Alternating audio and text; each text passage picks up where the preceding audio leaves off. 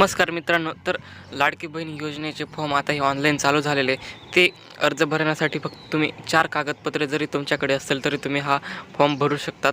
त्याबद्दलचा एक नवीन जी-आर तो आलेला आहे, तर त्याबद्दल आपण संपूर्ण माहिती या व्हिडिओमध्ये बघणार आहोत आणि ते 4 कागदपत्रे कोणते आहेत ते सुद्धा तुम्हाला या व्हिडिओमध्ये बघायला मिळणार आहे. तर व्हिडिओला शेवटपर्यंत नक्की बघा आणि ऑनलाईन फॉर्म कसा भरायचा ते सुद्धा तुम्हाला या व्हिडिओत सांगणार आहे. तर व्हिडिओला शेवटपर्यंत नक्की बघा, जेणेकरून तुम्हाला संपूर्ण माहिती ही समजेल.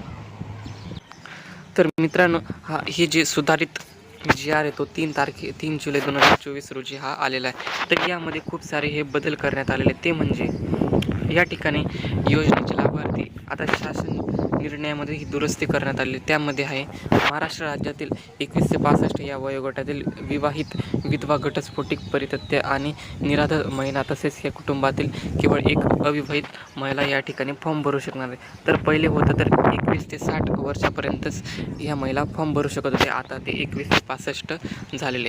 त्यानंतर आहे राज्यातील अविवाहित, विधवा, घटस्फोटित, परित्यक्त्या आणि निराधार महिला तसेच या कुटुंबातील केवळ एक अविवाहित महिला या ठिकाणी फॉर्म भरू शकणार आहे. त्यानंतर आहे योजनेचे लाभार्थी पात्रता. किमान वयाची 21 वर्ष पूर्ण व कमाल वयाची 65 वर्ष पूर्ण होईपर्यंत आहे. पहिले हे 21 ते 60पर्यंतच होते, आता हे 21 ते 65पर्यंत करण्यात आलेले आहे. तर यामध्ये तुम्हाला पहिले महाराष्ट्र राज्याचे अधिवास म्हणजेच डोमासाईल सर्टिफिकेट हे लागणार होतं, तर आता हे वगळण्यात आलेले आहे. तर महाराष्ट्र राज्याचे अधिवास म्हणजेच डोमासाईल सर्टिफिकेट जर उपलब्ध नसेल तर त्याऐवजी तुम्ही 15 वर्षापूर्वीची रेशन कार्ड, मतदान ओळखपत्र, शाळा सोडण्याचा दाखला, जन्म दाखला यापैकी कोणतेही तुम्ही एक प्रमाणपत्र या ठिकाणी अपलोड करू शकतात. तुम्हाला या ठिकाणी आता डोमासाईल सर्टिफिकेटची गरज राहणार नाही आहे. तर परराज्यात जन्म झालेल्या महिलेने महाराष्ट्रातील अधिवास असलेल्या पुरुषाबरोबर जर विवाह केला असेल तर त्यांना त्यांच्या पतीचा जन्म दाखला, शाळा सोडण्याचं प्रमाणपत्र किंवा अधिवास प्रमाणपत्र हे त्या ठिकाणी अपलोड करायचे. त्यानंतर या ठिकाणी तुम्हाला पहिले 2.5 लाखाचं म्हणजे उत्पन्नाचा दाखला हा या ठिकाणी द्यायचा होता. तर जर तुमच्याकडे जर पिवळे किंवा केशरी रेशन कार्ड जर असेल तर तुम्ही या ठिकाणी पिवळे किंवा रेशन कार्ड जर तुमच्याकडे असेल तर तुम्हाला उत्पन्नाचा दाखल्याची ह्या ठिकाणी गरज राहणार नाही.